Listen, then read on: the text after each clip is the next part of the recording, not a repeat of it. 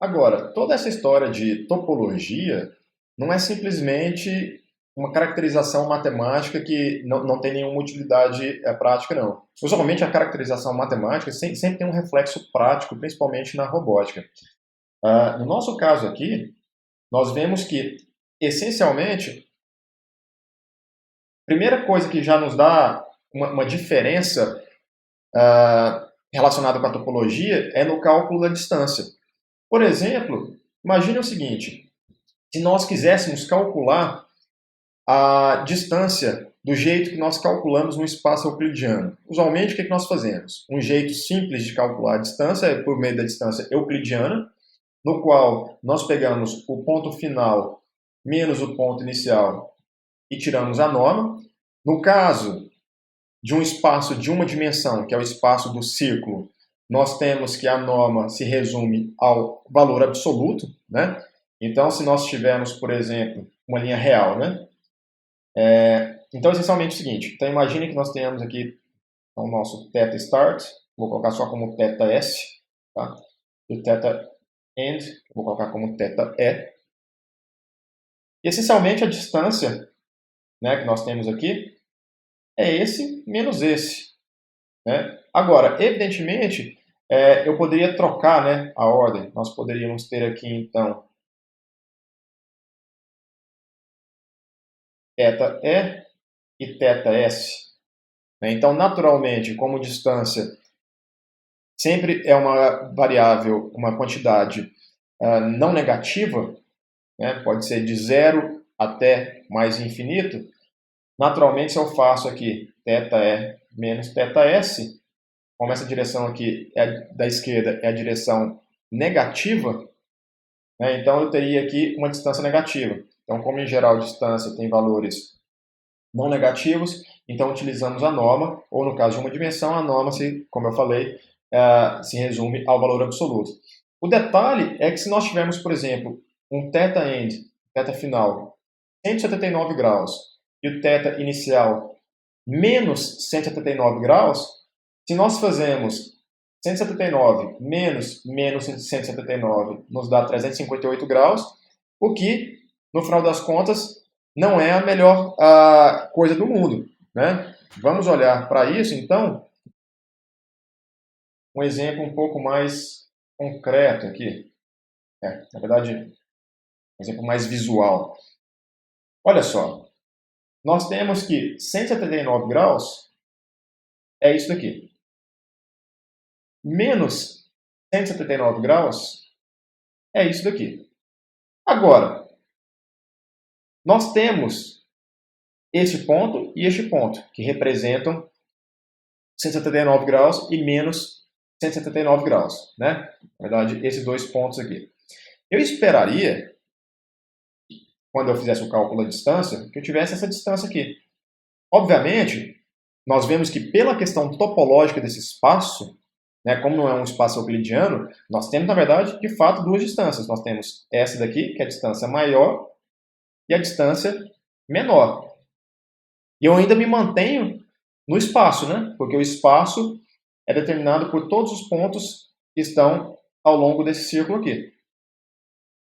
Então nós temos um problema, nós temos duas definições de distância para o mesmo espaço. Nós temos, na verdade, duas distâncias para o mesmo espaço. Depende muito de como a gente escreve esse problema. E só que do ponto de vista de controle, por exemplo, quando eu estiver fazendo controle de movimento, usualmente eu tenho que ter uma métrica de erro, né, para dizer o quão longe eu estou da minha referência. Logo, se eu tenho duas distâncias, né, eu acabo tendo um problema até na própria definição da minha função de erro lá no controlador, que a gente vai ver mais à frente. Né? Qual a distância que eu tenho que usar? A distância maior ou a distância menor? Isso inclusive, influencia no comportamento do controlador como um todo. Para ver isso daqui, vamos voltar lá nos nossos slides e vamos ver aqui o seguinte exemplo. Aqui nós temos, essencialmente, a seguinte situação. Nós temos um robozinho com apenas 1 grau de liberdade. Tá? Isso é extremamente importante. Esse robô tem, então, apenas uma junta. Essa daqui é a configuração do robô, quando ele está com θ igual a 0 graus. Né? Essa daqui é a configuração do robô, quando ele está com 180 graus. E essa aqui é a configuração do robô, quando ele está em 360 graus. Notem o seguinte, eu estou considerando que a junta está aqui, essencialmente. Essa é a junta do robô. Tá? Portanto, o efetuador do mesmo estaria aqui na extremidade final. Né? Então, 0, 180, 360. Notem que 0 graus e 360 graus, no final das contas, me dá exatamente a mesma localização espacial no espaço de trabalho.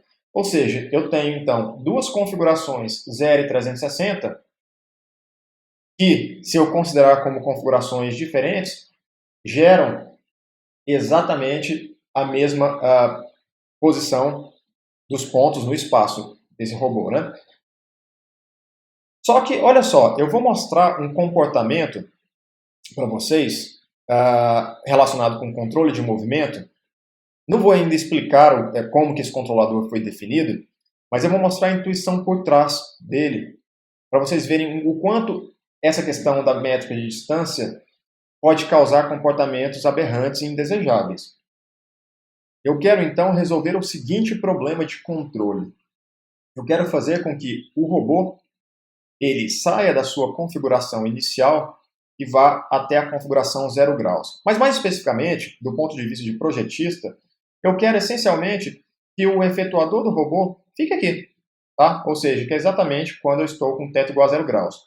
Logo, do ponto de vista de projeto, eu quero que, se ele estiver aqui em 180 graus, que ele dê uma volta de 180, seja por cima ou seja por baixo, eu não me importo, tá, em princípio, desde que no final ele esteja aqui em θ igual a 0 graus.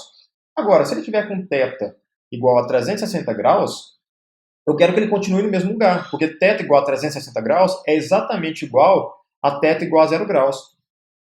Tá? Só que se eu considerar o espaço como espaço euclidiano, se eu não pensar na topologia do espaço e utilizar essa distância euclidiana aqui em cima, o que acontece é um comportamento que é muito estranho. Então, olhem aqui o que acontece.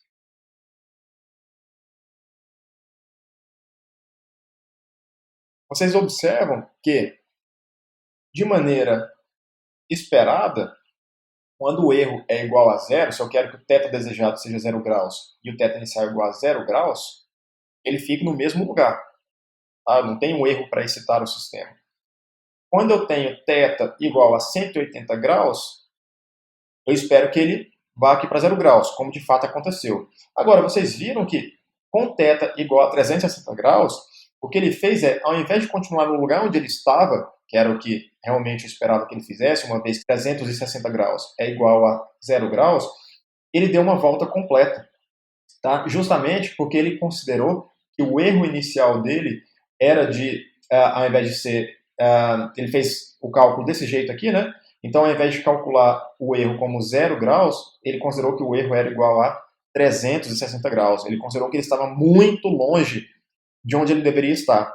Esse é o efeito de não considerar a topologia do espaço de configurações desse robô aqui, que é uma topologia relacionada com o espaço do círculo. Então, só para vocês terem uma noção, vamos aqui dar uma olhada na curva de erro. Tá? Então, aqui o que nós temos são 3 curvas. Essa curva vermelha aqui é para quando o robô estava na configuração inicial, θ 0 graus. Ele continua o tempo todo no mesmo lugar, porque ele já está onde nós queremos que ele esteja. Quando o θ inicial é 180 graus, nós temos essa curvinha azul, ela cai exponencialmente. Tá?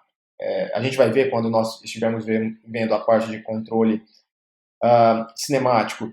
O comportamento que eu coloquei aqui é um comportamento de decaimento exponencial para o erro. Mas aqui, utilizando o mesmo controlador, né, mas com aquela métrica de distância, nós temos que, para um θ inicial de 360 graus, ele cai exponencialmente para zero, mas para isso, então, ele tem que dar uma volta desnecessária, completa, tá? Até chegar no destino final. Este é um problema que, em controle, nós chamamos de unwinding, tá? Que é o desenrolar. é um problema relacionado, é intrínseco ao espaço topológico, e isso acontece toda vez que nós temos um controle que seja contínuo nesse tipo de espaço, tá?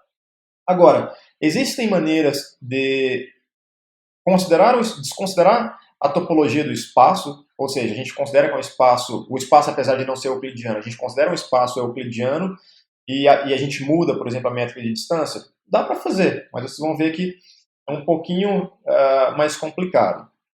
Então, por exemplo, ao invés de nós fazermos o cálculo dessa maneira aqui, né, como se fosse um espaço euclidiano normal, a gente pode melhorar nosso cálculo de distância.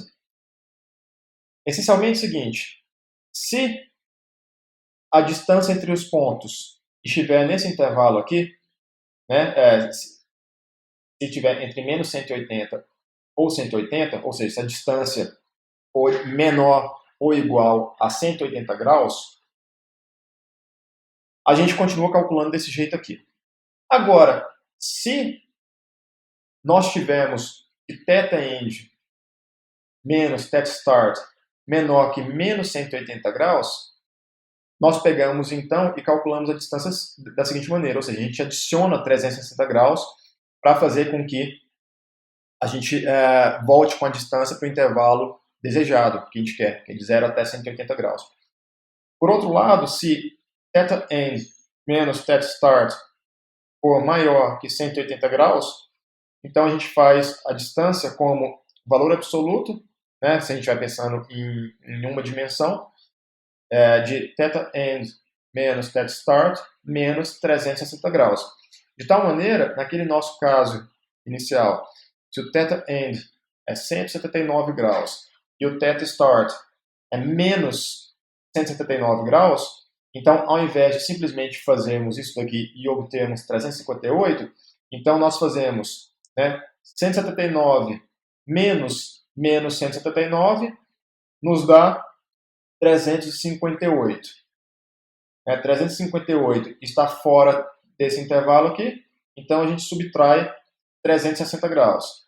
Então 358 menos 360 nos dá menos 2. Como nós tiramos o valor absoluto, nós temos que a distância é de 2 graus. Ou seja, o que nós fizemos aqui, essencialmente, foi fazer o seguinte. Foi considerar, então, que a distância euclidiana nos daria exatamente essa distância aqui. Então, nós pegamos isso daqui, retiramos 360 graus do cálculo, né? Aí vai sobrar esse pedacinho aqui. Tá? Então, a gente pegou isso daqui, menos isso daqui. O que sobra, menos esse pedacinho aqui. Mas como a distância é o valor absoluto, então a gente tem menos com menos, mas nos dá essa distância aqui de 2 graus. Essencialmente, é o que nós temos aqui. O problema de fazermos isso é o seguinte. Se a gente considerar um intervalo de menos 360 a mais 360, com a distância sendo calculada desse jeito aqui, ao fazermos a derivada disso daqui, nós obtemos exatamente isso daqui. Então, observem o seguinte, que nós temos descontinuidades nas velocidades da distância, ou seja, na derivada da distância. Isso é importante justamente quando estamos fazendo projetos de controladores, porque usualmente nós vamos precisar da derivada das diferentes funções envolvidas no nosso controlador. Então, a partir do momento que eu tenho a distância definida desse jeito, sua derivada sendo dada por isso daqui, né? Então, se nós plotarmos os gráficos, a gente vê até de maneira mais intuitiva. Nós temos que a distância sendo calculada daquele jeito, que eu mostrei para vocês no slide anterior, a sua derivada é dada por isso aqui, por uma onda quadrada, né? Ou seja, nesses pontos aqui, estão relacionados justamente com a definição de valor absoluto, né? O valor absoluto tem uma quina, então nesses pontos aqui nós temos mudanças abruptas.